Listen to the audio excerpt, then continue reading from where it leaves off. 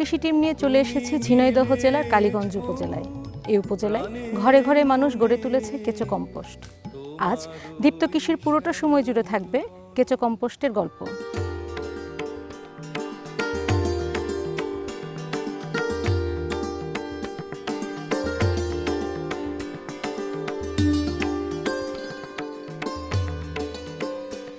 আপা আসসালামু আলাইকুম। ওয়ালাইকুম আসসালাম। কেমন আছেন? আলহামদুলিল্লাহ, আল্লাহ পাক ভালো রেখেছেন। আপা আমরা জানি যে আপনাদের এই গ্রামটা কেঁচো কম্পোস্টের একটা গ্রাম হিসেবে পরিচিত হয়েছে, মহেশ্বরচারা গ্রাম। জি। কি করছিলেন আপনি? তো আমি তো এখানে বিভিন্ন কাজই করি। আমার এখানে যে দেখছেন, এখানে সবগুলো আমার পরীক্ষা করা হয় বিভিন্ন পর্যায়ে। যেমন কেঁচোর জীবনকাল, একটা ডিম থেকে কেঁচোর কটা বাচ্চা হয়, তারপরে হচ্ছে কতগুলো কেঁচোই 1 কেজি হয়, তারপরে কতটুক খাবার খেয়ে কতটুক সার দেয়, কি সংরক্ষণ করেন এখানে? এখানে আমার বিভিন্নভাবে পরীক্ষা চলছে। আরও একটা চলছে এখন সারের যে গুণগত মান এখন আছে, যেটা আমি যে পরীক্ষা করেছি সরকারিভাবে, যেটা মানে চেয়েছেন ওগুলো সবই ঠিকঠাক মতো আছে, কিন্তু আরও সারের মান উন্নয়ন করার জন্য আরও চেষ্টা করছি। যে আপনারা এই গ্রামের মানুষ শুরুটা কিভাবে করেছিলেন? সেটা হলো, প্রথম আমার 2001 সালে আমি ট্রেনিংটা পাই বাংলাদেশ একাডেমি অফ এগ্রিকালচারের সহযোগিতায়। ডক্টর এম গুল হোসেন স্যার এটা শিখাইছিল 2001 সালে। ওনাদের কাছ থেকে যে ট্রেনিংটা পেয়েছিলাম আমরা 2001 সালে, তখন দেখি যে এখানে ক্ষতিকর কোনো দিক নাই, সবই উপকার। তো ওইটা যখন শুনছিলাম, তারপরে এটা ব্যবহার করলে পরে যে গুণাগুণগুলো আছে সেটা শুনেছিলাম, যে মাটির জৈব শক্তি ফিরে আসবে, মাটির যে রস ধরে রাখার ক্ষমতা বেশি হবে, তারপরে মাটির যে ভৌত গঠন করবে, তারপরে মাটির গাছের যে খাবারটা অণুজীব, সেই অণুজীবটা বৃদ্ধি করবে, তারপরে রোগ মুক্ত থাকবে, তারপরে হচ্ছে স্বাদ মান ভালো হবে, আবহাওয়া পরিবেশ ভালো থাকবে, খেয়ে আমরা সুস্থ থাকবো।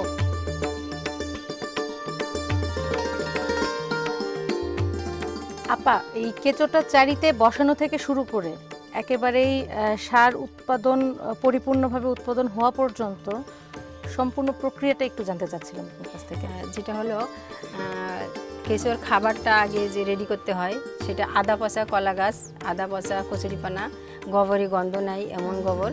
তো এটা দিয়ে শুরু করতে হবে। একটা চাড়ি সাজাতে হবে, যেমন একটা চাড়িতে এই 25 থেকে 30 কেজি গোবর খাবার ধরে। তো ওখানে আমার তাহলে কেঁচো দিতে হবে 1/2 কেজি। তো ওই খাবারটা ওরা হচ্ছে 30 দিনই খেয়ে শেষ করবে। 30 দিনই খেয়ে শেষ হয়ে গেলে তখন আমরা ওই সারটা তখন এই যে মেশিন আছে, মেশিনে চালবো। এই যে এই মেশিনটাতে চালার পরে কি এই যে আপনার এই সারটা, এই যে পরিপূর্ণ সার, এটা পরিপূর্ণ সারটা, কিন্তু এর ভিতরে এখন ডিম আছে, কিছু বাচ্চা আছে, সেইগুলো সংরক্ষণ হবে।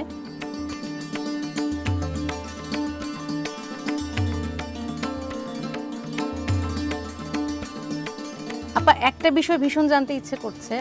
আপনি যে এই যে মাদার কেঁচো যেগুলো আর কি, যে কেঁচোগুলো মল ত্যাগ করছে, বাচ্চা উৎপাদন করছে, যে এবং যে কেঁচোগুলো থেকে আমরা সারটা পেয়ে যাচ্ছেন আপনারা আর কি, তো এই কেঁচোগুলো যখন আপনি চারিতে বসান, সেই সময় থেকে একেবারে কতদিন পর্যন্ত এরা স্ট্রাগল করতে পারে? এরা অনেক দিন বেঁচে থাকতে পারে। মারা যাওয়ার বিষয় থাকে, যেমন কিছু অ্যাক্সিডেন্ট, সেটা হচ্ছে যেমন যখন গরম বেশি তাপ হয়, ওই খাবারও গরম হয়ে যায়, তাপে মারা যায়। আবার অনেক বেশি কিছু এক জায়গায় থাকলে মারা যায়। আর বৃষ্টির পানি যদি অনেক বেশি শাড়ি ভর্তি হয়ে যায় তাহলে মারা যায়। তা না হলে ওই মাদার কেঁচোগুলো অনেক দিন যাবৎ বেঁচে থাকে। আমি যে পরীক্ষাটা করছি এখানে, পরীক্ষার মধ্যে 2 বছর বেঁচে আছেন, 2 বছরের মধ্যে মারা যায়নি। তাহলেই বোঝা যায় যে আসলে ওরা অনেক দিনই বেঁচে থাকে, কিন্তু কিছু কিছু অ্যাক্সিডেন্টে মারা যায়। কতটুকু কেঁচো দিয়ে আমি শুরু করেছিলাম 2 কেজি কেঁচো নিয়ে। 2 কেজি কেঁচো নিয়ে শুরু করেছিলেন। এখন আপনার কত? এখন আমার প্রজেক্টে আছে আপনার 100 কেজি কেঁচো আছে। এখন তাহলে আপনি মোট কয়টা জাত নিয়ে কাজ করছেন এখন? আমি এখন কাজ করছি আপনার 3টা জাত নিয়ে। যেটা হলো কালো মাটিতে থাকে একটা আছে, আর একটা হচ্ছে আপনার যে এমনি পচা নর্দমাতে থাকে। তো আর এসিনা ফেটিটা তো আছেই, এটা তো আমার কমার্শিয়াল। আর ওরা আমাদের আরও কতটা উপকার করতে পারে, আমি সেই চেষ্টাটা আবার চালাচ্ছি।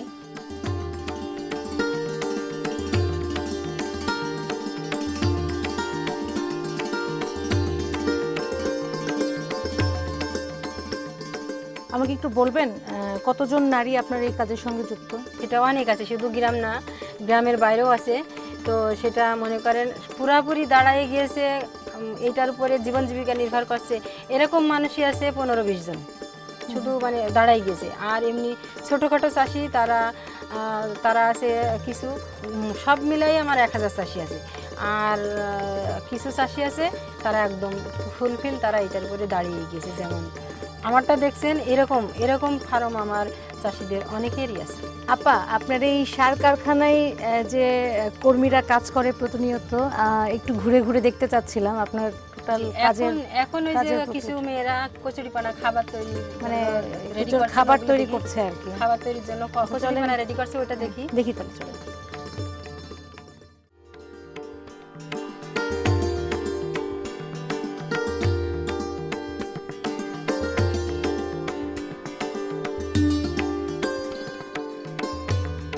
এই যে এটা হচ্ছে কেশর খাবার তৈরি হচ্ছে, এটা পলিথিনের বস্তার মধ্যে রাখতে হবে। এখানে এই যে কলা গাছও রাখা আছে, আমরা কলা গাছটা দেখি। কলা গাছটা টুকরা টুকরা করে কেটে এই যে এই আদা পচা হলে এটা কেশর খাওয়ার উপযোগী হয়ে যায়। বেশ পচা হয়ে জি, জি, পচে আদা- গেছে এখন। জি জি। আর মনে করেন 2-4 দিন হয়ে গেলে এটা পুরাপুরি কেশর খাওয়ার উপযোগী, তবে এটা দিলেও খেতে পারবে এই অবস্থাতেই। জি জি। ওরা আদা পচা জিনিসটা পছন্দ করেন বেশি, এরকম হয়ে গেলে বেশ হয়ে গেল। তো এটা হচ্ছে কলা গাছ, ওইটা হচ্ছে কচুরিপানা। এই কচুরি পানাটা কি আপনার সরাসরি ওইটাই মিক্সড করেন না নাকি? না, এটা আলাদাভাবে এটা আবার কি? বস্তাতে এখানে রাখতে দেখতে হবে। পাচ্ছি। এটা হচ্ছে কলা মানে কচুরিপানা বেশি পচে গিয়েছে, অনেক দিন আগে রাখা।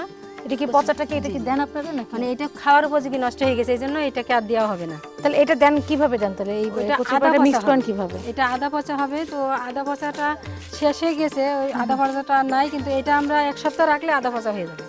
এই কচুরি পানাটা আপনি 1 সপ্তাহ রাখবেন আপনি?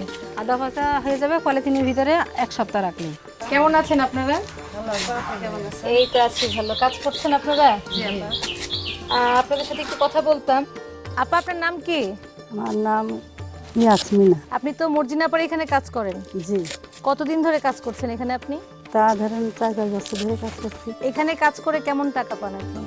এখানে যে টাকা পাই আমার সংসারে খরচ করি, ছেলে মেয়ের পিছনে খরচ করি, নিজের একটু খরচ করি, আমার সংসার এতে চলে যায়। এই সার তৈরি করার পাশাপাশি কি আপনার বাড়িতেও কি সার তৈরি করেন আপনি? হ্যাঁ, করি। সেখানে করে ওরকম লাভ পাই, সেটা কি বাজারে বিক্রি করেন? বাজারে বিক্রিও করি, জমিতেও দিই। তো সেখানে জমিতে দিয়ে কেমন সুবিধা পান আপনি? ধান খুব ভালো হয় এতে। আপা, আপনাকে অনেক ধন্যবাদ কথা বলার জন্য, আর আপনাদেরকেও ধন্যবাদ। আসি, হ্যাঁ আপা। এই যে জৈব সারগুলো যে খেতে ব্যবহার করেন ফসলে, ওই ক্ষেতগুলো একটু ঘুরে ঘুরে দেখতে চাচ্ছি। চলেন আমাদের যে গ্রামের চাষিরা ক্ষেতগুলো করেছে, আমরা ক্ষেতগুলো দেখতে যাই। আচ্ছা, চলো তাহলে।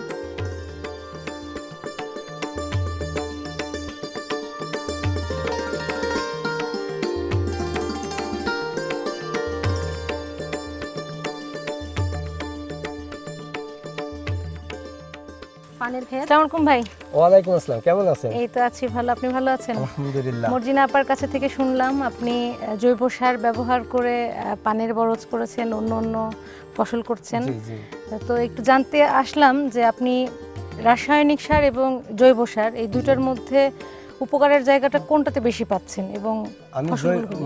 জৈব সারের আমি বেশি উপকার পাচ্ছি রাসায়নিক চেয়ে। যেমন আমার এই পানের ক্ষেতটা আমি আগে রাসায়নিক ব্যবহার করতাম, এখন জৈব সার দিই। জৈব সার দেওয়ার পরে আমার এই ক্ষেতটা খুব সুন্দর সবুজ বা মোটা, পাতা মোটা, এবং এই পচা রোগটা রাসায়নিক সময় ছিল, এখন আর নাই। সব মিলে এই জৈব সারটা খুব উপকৃত হচ্ছে। আমি পানের স্বাদ এবং কালার দুইটার হ্যাঁ, স্বাদ আগে রাসায়নিক ব্যবহার করে এই পানের রসটা তেমন থাকতো না, আর এখন এই জৈব সার ব্যবহার করি এই পানের রসটা প্রচুর পাওয়া যায়। আপনার এইখানে কতখানি জায়গার উপরে আপনি? 1.5 বিঘে। যখন রাসায়নিক সার ব্যবহার করতেন আপনি জি এবং এখন যে আপনি জৈব সার ব্যবহার করছেন, জি জি।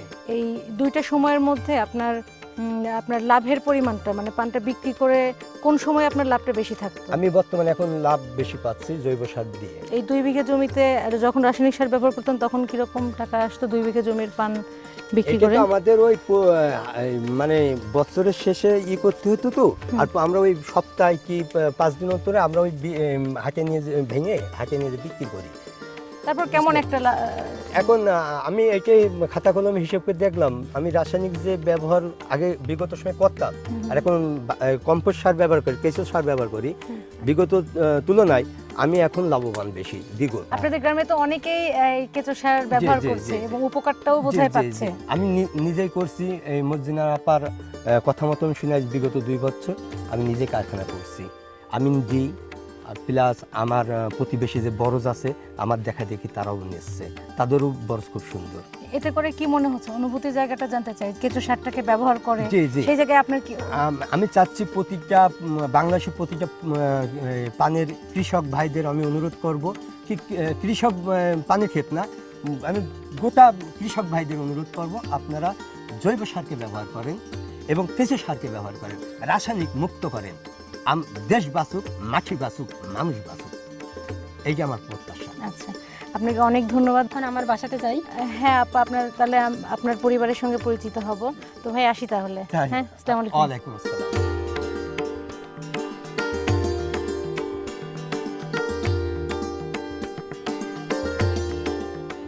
আপা, বাড়িতে কে কে আছে আপনার? বাড়িতে আমার মা আছে, আমার ভাই ভাবি ভাইপো ভাইজি ছেলে মেয়ে এরাই আছে। এই যে হাঁস মুরগি ছাগল দেখতে পাচ্ছি, এগুলো কি বাড়িতে পালেন তো? জি, এরা সবাই এগুলো পালে। ওইটা হচ্ছে ছোট ভাইয়ের বউ, এটা হচ্ছে আমার বড় ভাবি। ভালো আছেন আপনারা? এটা আমার মা। খালাম্মা, আসসালামু আলাইকুম। আমার যে কার্ড মহিলা সমিতি, এটার পক্ষ থেকে আমি যে এই গ্রামের মানুষ ফলের গাছে, যেমন বিশেষ করে নারকেল গাছ যেদিন লাগাই ওই দিন শুধুমাত্র নিচের দিকে তাকায়, আর বাকি দিনগুলো শুধু উপর দিকে তাকাই। তো আজকের দিনে আমি হচ্ছে এই গ্রামের মানুষের 2 টন সার দেওয়া হচ্ছে। কানাডাতে থাকে আমার মামা আব্দুর রহিম, তিনি দিয়েছেন 1 টন, আর আমি মর্জিনা কার্ড মহিলা সমিতির পক্ষ থেকে আমি দিয়েছি 1 টন, 2 টন সার। এই যে লোকজন দেখতে পাচ্ছি তারা এই ফলের গাছে দেওয়া হলো আজকে, তারা বিতরণ করেছে। জি, তাই এরা হচ্ছে বিতরণ করেছেন, গাছের গোড়াতে দিয়েছেন। তো তা এরা দুপুরের খাবারটা খাচ্ছে। আচ্ছা আপা, সারাদিন অনেকটা সময় থাকলাম আপনার সাথে, অনেক ধন্যবাদ আপনাকে, আবারও আসবো।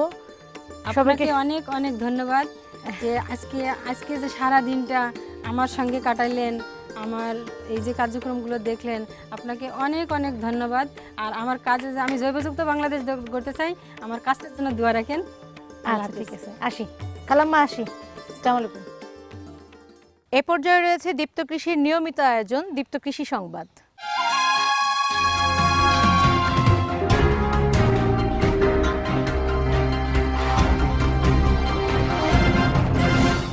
দীপ্ত কৃষি সংবাদে স্বাগত জানাচ্ছি আমি নুসরাত অরিন। সংবাদের শুরুতেই দীপ্ত কৃষির সংবাদ শিরোনামগুলো।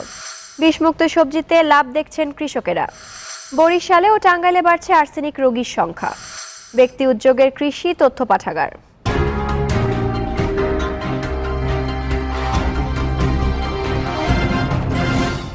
শুনছিলেন দীপ্ত কৃষি সংবাদ শিরোনাম, এবার বিস্তারিত। বাংলাদেশের প্রধান ফসল ধান। এ ধান চাষ করে বর্তমানে কৃষকরা লাভবান হতে পারছেন না। 1 মণ ধানের বিক্রয় মূল্যের তুলনায় উৎপাদন খরচ অনেক বেশি। সেসব ক্ষতির হাত থেকে বাঁচার আশায় কৃষকরা ধানের পরিবর্তে বিষমুক্ত সবজি চাষ করছেন এবং বেশ লাভবান হচ্ছেন। একসময় দেশের বেশিরভাগ কৃষক শুধুমাত্র ধান ও পাটের আবাদ করতেন। গত কয়েক বছরে এসব ফসলে কাঙ্ক্ষিত লাভ না পাওয়ায় বর্তমানে কৃষকরা ঝুঁকছেন সবজি চাষে। বিশেষ করে বিষমুক্ত সবজি চাষ করে অনেকেই নিজের ভাগ্য বদল করেছেন। এখন দেশের অনেক অঞ্চলে চোখে পড়ে ক্ষেতজুড়ে সবজির সমারোহ। সবজি চাষে কীটনাশক ব্যবহারে খরচ বেশি হওয়ায় কৃষকরা সেক্স ফেরোমন ফাঁদ ব্যবহার করে বিষমুক্ত সবজির আবাদ করছেন। আবার কিছু কিছু জায়গায় আলোক ফাঁদ ব্যবহার করছেন। বিষমুক্ত সবজি নিরাপদ ভেবে ভোক্তারাও এর দিকে ঝুঁকে পড়ছেন। সে কারণে এর বাজার মূল্যও বেশি। বেশি দামে বিষমুক্ত সবজি বিক্রি করায় কৃষকরা অধিক লাভবান হচ্ছেন এবং বেশি বেশি বিষমুক্ত সবজি উৎপাদনে আগ্রহী হচ্ছেন। আর্সেনিক একটি প্রাণঘাতী পানিবাহী রোগ। এই রোগ এখন ছড়িয়ে পড়েছে বরিশালেও। এছাড়া টাঙ্গাইলে দীর্ঘদিন ধরে নলকূপে আর্সেনিক পরীক্ষা বন্ধ থাকায় শঙ্কিত স্থানীয় বাসিন্দারা। বরিশাল সদরের চরবাড়িয়া ইউনিয়নে ১৯৯৮ সালে প্রথম আর্সেনিকোসিসে আক্রান্ত রোগীর সন্ধান মেলে। এরপর গত দেড় যুগে এই রোগ এবং এর থেকে অন্য রোগ হওয়ায় একই গ্রামের ১৯ জন মারা যায়। বর্তমানে বরিশালে আর্সেনিকোসিসে আক্রান্ত রোগীর সংখ্যা ৫০০-র বেশি। জেলার বাবুগঞ্জ, হিজলা, গুঠিয়া ও নয়না গ্রামে নতুন করে আরও ৩১৯ জন আর্সেনিকোসিস রোগী শনাক্ত হয়েছে। বর্তমানে বন্ধ রয়েছে আর্সেনিক শনাক্তকরণ কার্যক্রম। জনস্বাস্থ্য বিভাগ শুধুমাত্র তাদের বসানো নলকূপের পানি পরীক্ষা করছে। প্রতি লিটারে 0.05 mg মিলিগ্রাম আর্সেনিক বেশি থাকতে পারবে না, যেটা মানবদেহের জন্য অত্যন্ত ক্ষতিকর। দীর্ঘদিন আক্রান্ত রোগীরা স্বাভাবিক জীবনে ফিরতে পারছে না। এই রোগের চিকিৎসার জন্য প্রয়োজনীয় আয়রন ও ভিটামিন ট্যাবলেটও মিলছে না।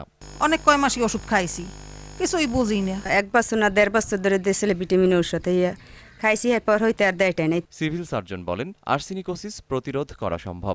আমরা যেটা বলি সেটা হলো যে আর্সেনিক যে পানিতে বেশি দূষণ আছে, সেই আর্সেনিক দূষণযুক্ত পানি পান করতে বিরত থাকতে বলি আমরা। এদিকে টাঙ্গাইলে প্রায় ২ লাখ নলকূপ রয়েছে। জনস্বাস্থ্য প্রকৌশল অধিদপ্তরের তথ্য মতে এর মধ্যে ১৮,০০০-এর বেশি নলকূপের পানিতে বেশি মাত্রায় আর্সেনিক রয়েছে। দীর্ঘদিন ধরে নলকূপে আর্সেনিক পরীক্ষা না করায় শঙ্কিত স্থানীয়রা। তাদের অভিযোগ, নলকূপে লাল দাগ দিয়েই দায় সারছে কর্তৃপক্ষ। ১৯৯৮ সালে আর্সেনিক পরীক্ষার জন্য টিম এসেছিল, তারপরে আদৌ কোনো টিম আসে না। পানি পরীক্ষা করা পানি দেখে যে পানিতে আর্সেনিক আছে, তখন ওই টিউবওয়েলে লাল দাগ দিয়ে চিহ্ন যায়। জনস্বাস্থ্য প্রকৌশল অধিদপ্তরের নির্বাহী প্রকৌশলী জানান, মাটির ১০০ ফুট গভীরে আর্সেনিক থাকে না। যখন মানুষ ১০০ ফিটের কম ডেপথে টিউবওয়েল করে, তখন এই ঝুঁকিটার থেকে যায় বেশি। এই জন্য আমরা যতগুলা টিউবওয়েলই করি বা যত কিছু করি, আমরা এই ডেপথটা ওভারকাম করে যাই। এদিকে স্বাস্থ্য বিভাগ জানায়, জেলায় বর্তমানে প্রায় ৪৫০ মানুষ আর্সেনিকোসিসে আক্রান্ত। নওগাঁর মান্দায় ব্যক্তি উদ্যোগে গড়ে তোলা শাহ কৃষি তথ্য পাঠাগার। পাঠাগার থেকে তথ্য ও পরামর্শ নিয়ে স্থানীয় কৃষকরা শিক্ষিত হচ্ছেন, পাশাপাশি সেই শিক্ষা কাজে লাগিয়ে মাঠে ফসলের পরিমাণও বাড়াচ্ছেন। কৃষিক্ষেত্রে উন্নতি করতে এবং কৃষি বিষয়ে জানতে হলে বই পড়তে হবে। বই পড়ার মাধ্যমে কৃষির উন্নয়ন সম্ভব, কিন্তু কৃষক উপযোগী কোনো কৃষি লাইব্রেরি এ জেলায় না থাকায় নিজের অভাব থেকে মান্দা উপজেলার কালীগ্রাম গ্রামে রাজশাহী কলেজিয়েট স্কুলের সমাজবিজ্ঞান বিষয় শিক্ষক জাহাঙ্গীর আলম শাহ লাইব্রেরিটি ২০০৮ সালে ৩ বিঘার উপর স্থাপন করেন। শাহ কৃষি তথ্য পাঠাগারের পরিচালক শিক্ষক জাহাঙ্গীর আলম শাহ জানান, লাইব্রেরি তৈরির পর তিনি বুঝতে পেরেছেন যে নিজের অভাবই এখন অনেকের মধ্যে বিদ্যমান। কৃষি বিষয়ে কৃষকের মাঝে যে অভাব রয়েছে তা এখন উপলব্ধি করা যায় কৃষি তথ্য পাঠাগার ও কৃষি গবেষণা কেন্দ্রের মাধ্যমে। কৃষক তো শুধু ধান চাষই করে না, কৃষকের সঙ্গে সঙ্গে কৃষির ফলমূল চাষ করে, তারপর মুরগি পালন করে, গরু বাছুর পালন করে, মাছ পালন করে, অ্যাকুরিয়াম আছে, খাঁচাই পাখি আছে। সব শ্রেণীর চাষির জন্য এটা উপযোগী একটি লাইব্রেরি। কৃষি বিষয়ে নতুন কিছু উদ্ভাবন হলে এলাকায় প্রজেক্টরের মাধ্যমে কৃষকদের দেখানো হয়। এতে কৃষকরা কৃষি বিষয়ে নতুন কিছু জানতে পারেন।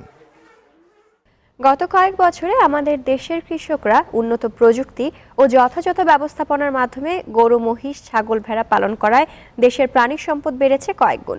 দেশের প্রাণী সম্পদ দিন দিন আরও বৃদ্ধি পাক, সেই প্রত্যাশায় সবাইকে শুভেচ্ছা জানিয়ে শেষ করছি আজকের দীপ্ত কৃষি সংবাদ। ধন্যবাদ সবাইকে।